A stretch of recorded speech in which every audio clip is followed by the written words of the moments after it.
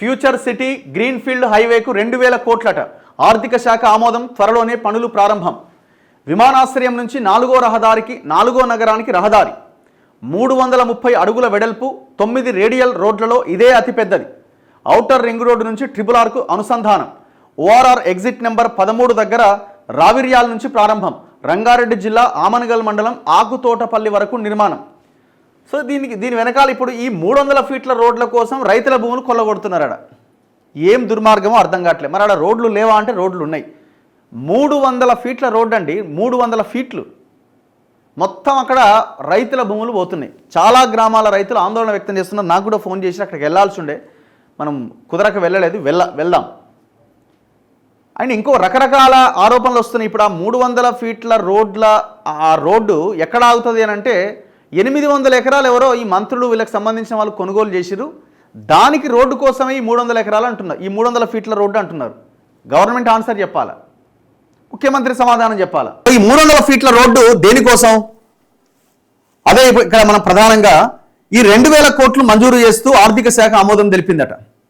మనం ముఖ్యమంత్రి మాట్లాడేది ఒక్కసారి గుర్తు చేసుకుందాం. మన అసెంబ్లీలో అధ్యక్ష, నా దగ్గర 1,00,000 కోట్ల రూపాయలు ఇవాళ కట్టాల్సిన అప్పులు, మిత్తి, వీటికి సంబంధించిన డబ్బులు నా దగ్గర మిగిలి ఉంటే నేను ఎంత అద్భుతంగా ఈ రాష్ట్రాన్ని తయారు చేసేవాడిని అని ఆవేదన వ్యక్తం చేసిండు. హాస్పిటల్లో మందులు లేవు, హాస్పిటల్స్ లేవు, స్కూళ్ళు లేవు, స్కూళ్ళలో చాక్పీస్కి పైసలు లేవు, ఫీజు రియంబర్స్మెంట్ పైసలు వస్తలేవు, పిల్లలు ఆందోళన చేస్తున్నారు, కాలేజీలో హాల్ టికెట్లు ఇవ్వట్లేదు. ఇన్ని రకాల సమస్యలు ఉన్నాయి. జనాలకి ఇండ్లు లేవు, ఇండ్లు కట్టాలా, ఇవన్నీ చెప్పారు కదా మీరే. మరి ఇప్పుడు ఈ 2000 కోట్ల రూపాయలు ఫ్యూచర్ సిటీ కోసమో ఇంకో సిటీ కోసమో, ఆ ఫ్యూచర్ సిటీ కావద్దని ఎవరు అనట్లేదు. ప్రయారిటీ ఏంటి అన్నదే ఫస్ట్ పాయింట్. ప్రాధాన్యత ఏంటి మీకు? ఫస్ట్ ప్రాధాన్యత ఇవన్నీ చేయాలా, లేదు సిటీ కట్టుకుంటూ పోవాలా?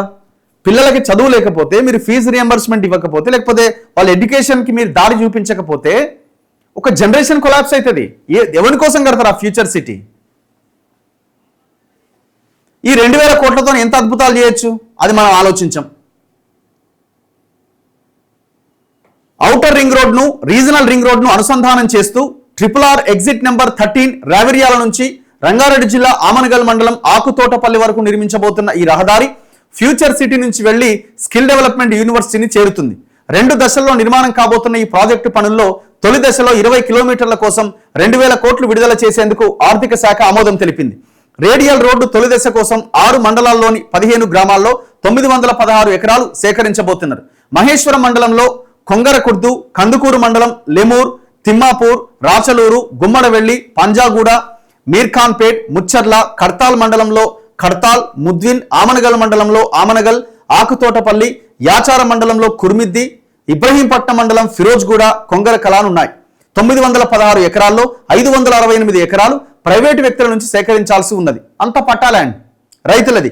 156 ఎకరాలు తెలంగాణ ఇండస్ట్రియల్ ఇన్ఫ్రాస్ట్రక్చర్ కార్పొరేషన్ కు సంబంధించింది. 169 ఎకరాలు అటవీ భూమి. ఇతరులు ఆక్రమణలో ఉన్న అసైన్డ్ భూమి 23 ఎకరాలు అయితే ఈ ప్రాంతంలో భూముల విలువ కోట్లలో ఉండడంతో ప్రత్యేక పట్టణ ప్రణాళిక పథకం అమలు చేయడానికి పురపాలక శాఖ సన్నద్ధమైంది. రహదారికి ఇరువైపులా కిలోమీటర్ వరకు ఉన్న భూములకు హెచ్ఎండిఏ ల్యాండ్ పూలింగ్ పథకాన్ని అమలు చేయబోతున్నది.